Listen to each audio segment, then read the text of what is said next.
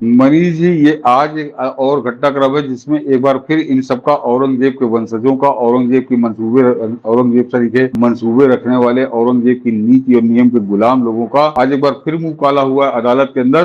काशी की तरह या अयोध्या की तरह जो विवाद मथुरा में पल रहा है, उसके उसकी लड़ाई में एक बहुत बड़ा कदम आज ये फैसला है कि अब वहां पे कोई दुनिया भर के मुकदमे अलग अलग नहीं चलेंगे। वहां पे भगवान कृष्ण भी इनके लिए कोई मायने नहीं रखते। वो भगवान कृष्ण के पक्ष में एक शब्द नहीं बोला है अखिलेश यादव ने आज तक। कि कैसे आज की तारीख में जो वो कब्जा है वहां पे मस्जिद कमेटी का, वो 1968 में कैसे फर्जी कमेटी बनाई गई, उस कमेटी ने वो मस्जिद को सौंप दिया, समझौता हो गया।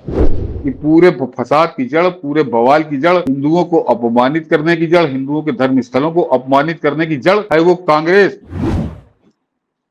सर लेकिन एक आदेश इलाहाबाद हाईकोर्ट का हिस्टोरिकल हुआ कि औरंगजेबी साजिश जो है उस पर कोर्ट ने लगाम लगा दिया है। ये उन्मादी राम मंदिर की तरह टालते रहना चाह रहे थे कि मथुरा वाले मामले में भी इसी ढंग से मामला टलता रहे और वहां पर मस्जिद बनी रहे।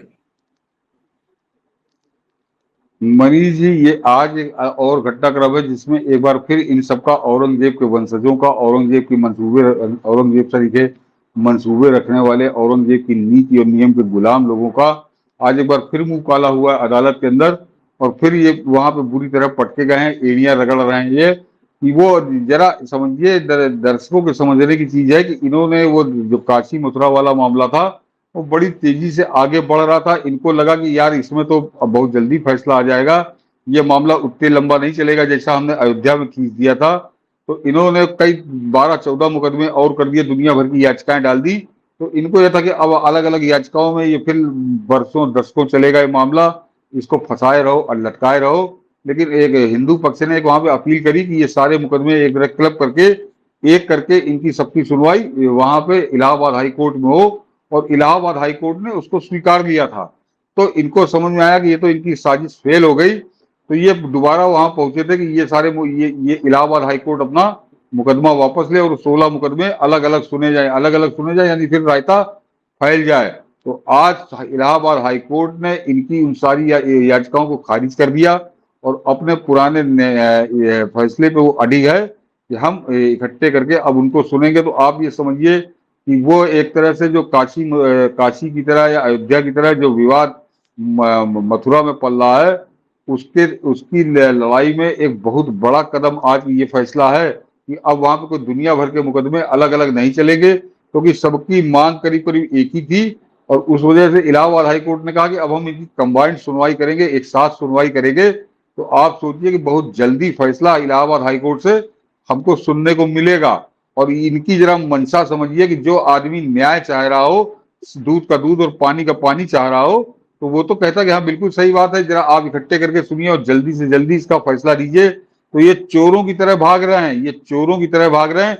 कैसे उसको डिले किया जाए, कैसे उसको टाला जाए, आगे टाला जाए, बरसों टाला जाए, दशकों तक टाला जाए। और वो इनका मुंह आज फिर काला हुआ है। इनकी ऐसी कोशिश के चक्कर में ये गए थे कि इसको फिर से 16 लोग सुने जाए, 16 मामले अलग सुने जाए।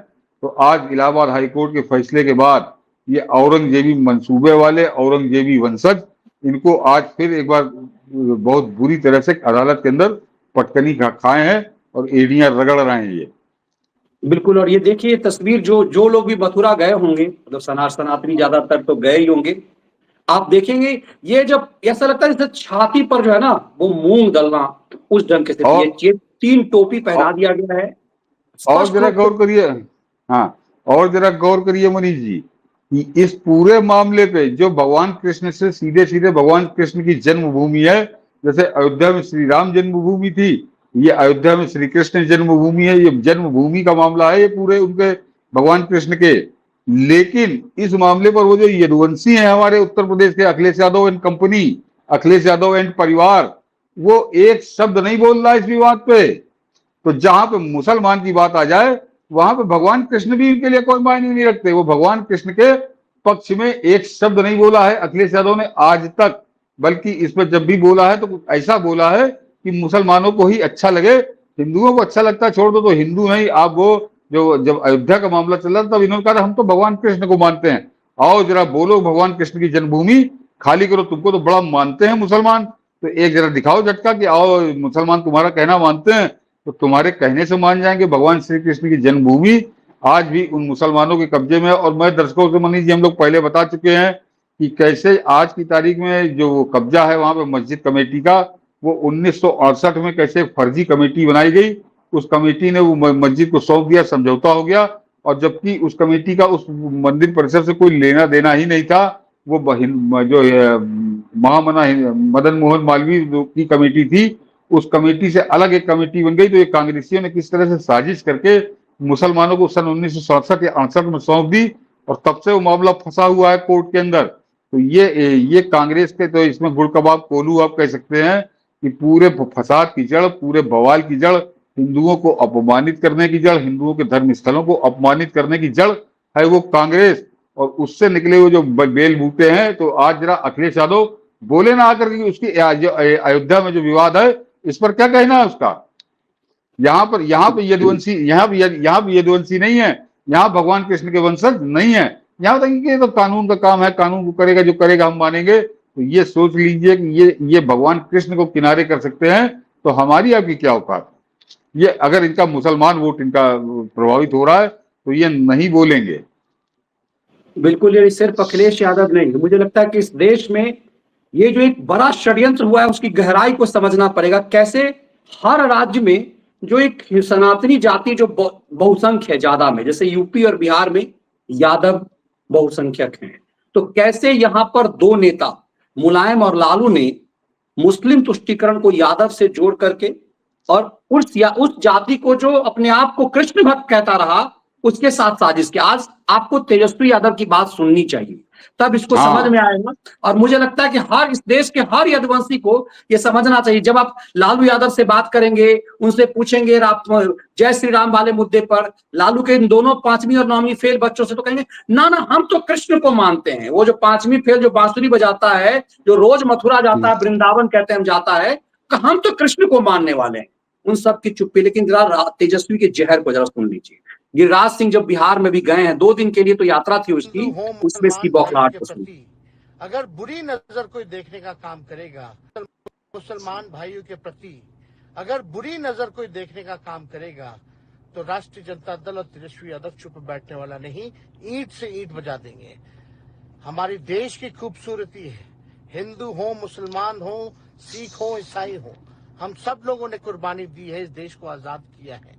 इस देश के आजादी में सभी लोगों का, मुसलमान भाइयों के प्रति अगर बुरी नजर कोई देखने का काम करेगा। इस 9वीं फेल की विद्वता देखिए।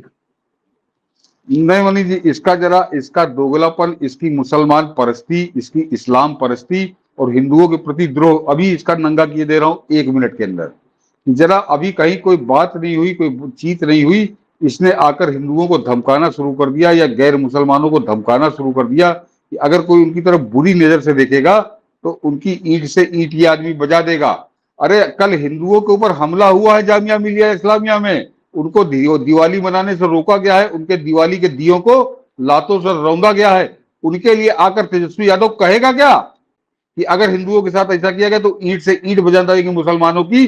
और तुम्हारी औकात है तो जरा बोलो तेजस्वी यादव, और नहीं तो फिर देश के सामने तुम्हारा बेनकाब चेहरा सामने है कि तुम हिंदू विरोध का ठेका लेकर किस तरह से मुसलमान परस्ती में लगे हो। ये कल वाली घटना जामिया मिलिया की, उस पर तुम्हारी गूंगे बहरों की तरह चुप्पी और मुसलमानों का अकारण किस तरह से तुम आके तुष्टीकरण कर रहे हो, ये 24 घंटे के अंदर बड़ा साफ है। और जरा गौर करिए कि वहां पर हिंदुओं को देश के दिल्ली के अंदर दिवाली मनाने से रोका गया। उस कुकर्म पे किसी का ध्यान न जाए, उस कुकर्म पे किसी का पर्दा पड़ा रहे, इसने आकर किस तरह के भड़काऊ बयान देना यह शुरू किया है। तो इसकी औकात है, अगर तुम लालू यादव की औलाद हो तो तुम जरा बोलो उस जामिया मिलिया इस्लामिया पे, यही भाषा बोलो जरा हिंदुओं के लिए कि अगर हिंदुओं के त्योहारों पे हमला करोगे तो ईंट से ईंट बजा देंगे मुसलमानों की। औकात है तो बोले जरा तेजस्वी यादव, नहीं बोलेगा मनीष जी। ये मेरा सवाल नंगा कर रहा है इनके मुसलमान परस्ती को, इनकी इस्लाम परस्ती को और इनके हिंदू विरोधी चेहरे को। और कमाल की बात यह है कि यूपी और बिहार के यदुवंशी इस सातिराना खेल को समझ नहीं पा रहे। ऐसा नहीं है कि मैं कतई नहीं मानता कि चाहे लालू यादव हो या मुलायम सिंह यादव, उनकी कोई हमदर्दी मुसलमानों से है, उनके लिए सिर्फ वो वोट बैंक है, उनके लिए उस सत्ता में बने रहने की ताकत है। लेकिन इस ताकत से, इनको मिली इन ताकत से सनातन का की क्या क्षति हो रही है। ये तो खुद को यदुवंशी कहते हैं, ये तो खुद को कृष्ण भक्त कहते हैं कि हम तो वृंदावन में जाकर के रहते हैं, और उस मथुरा और वृंदावन की ये दुर्गति है, उस पर औरंगजेबी आतंक का कब्जा है, और इस पे इनकी चुप्पी है। वहां तो चीख चीख कर मनीष जी सारे दस्तावेज कह रहे हो। जरा दर्शकों को बता दूं, जो के मोहम्मद मुसलमान है वो, और पढ़ा लिखा मुसलमान है, वो पंचर साटने वाला मुसलमान नहीं है। यानी 1974, आज से 50 साल पहले के मोहम्मद हम नए नए थे, और वो जो अयोध्या में पहली खुदाई हुई थी उस खुदाई में भी वो थे, और उन्होंने उस खुदाई का भी सच बताया है बहुत अच्छा उससे, कि उसी समय ये सारे प्रमाण मिल गए थे कि यहाँ पर मंदिर है, और एक नहीं सैकड़ों ऐसे प्रमाण मिले थे 1974। लेकिन उस पूरे अभियान को, उस पूरे एएसआई के अभियान को पूरे देश से छुपाया गया, और उसको कहीं गर्त में रख दिया गया। ये सच किसी को पता ना चलना चाहिए। उन्होंने अपना काम करके दे दिया था। तो 1974 में जो आदमी किया था, और अभी मनीष जी मेरे ख्याल से 15 दिन पहले, क्योंकि मैंने उसको छापा है, कि 15 दिन पहले के मोहम्मद ने एक यूट्यूब पे किसी को अपना इंटरव्यू दिया, यूट्यूब पे है, किसी न्यूज चैनल को है, मुझे याद नहीं आ रहा। उसमें उन्होंने बहुत स्पष्ट शब्दों में कहा है कि, क्योंकि वो अयोध्या के विषय में भी पूरा परिचित है, उन्होंने इटावा में भी वो किया है एएसआई के लिए काम, काशी मथुरा का भी देखा है। तो उन्होंने कहा कि मेरा बड़ा विनम्र निवेदन इस देश के मुसलमानों से है कि वहां का सच कुछ और है। तो अयोध्या, काशी और मथुरा, ये इनको स्वतः अपनी तरफ से दे देना चाहिए। कोई इस पर मुकदमेबाजी करने का कोई फायदा नहीं। ये कहा है के मोहम्मद ने, जो 1975 में एएसआई के अधिकारी के रूप में भर्ती हुए, समझिए उन्होंने काम शुरू किया। वो आदमी आज ये बात वो कह रहे हैं, वो तेजस्वी यादव की तरह नवा फेल नहीं है कि उनके बाप मुख्यमंत्री थे और वो नवा नहीं पास कर पाए, तो वो अनपढ़ नहीं है, इस तरह गंवार नहीं है कि वो नवा नहीं पास कर पाए, 5वां नहीं पास कर पाया दूसरा लौंडा। तो इस तरह के अनपढ़ या गंवार टाइप के लोग नहीं है। वो आज से 50 साल पहले वो अधिकारी थे, और वो आदमी ये पूरी नौकरी करने के बाद, सारे उत्खनन करने के बाद, तीनों स्थानों के बारे में पूरी तरह से परिचित होने के बाद, वो आदमी कह रहा है कि ये तीनों स्थानों पर मुसलमानों का हक कोई मतलब नहीं है। वो पूरी तरह से मंदिर हैं, जो हिंदुओं का दावा है वो 100% सच है, और बेहतर यह है कि मुसलमान स्वतः उसको दे दें तो ज्यादा बेहतर होगा। ये और तो अब समझ लीजिए दर्शक कि इनकी ये जो बातें हैं, इस तरह की जो बेहुदा बातें कर रहा था, जो अभी आपको मनीष जी ने दिखाया, इन बातों का न सिर है न पैर। ये केवल वोट बैंक के चक्कर में कितना पागल हो चुके हैं, ये इसका इस बयान बता रहा था।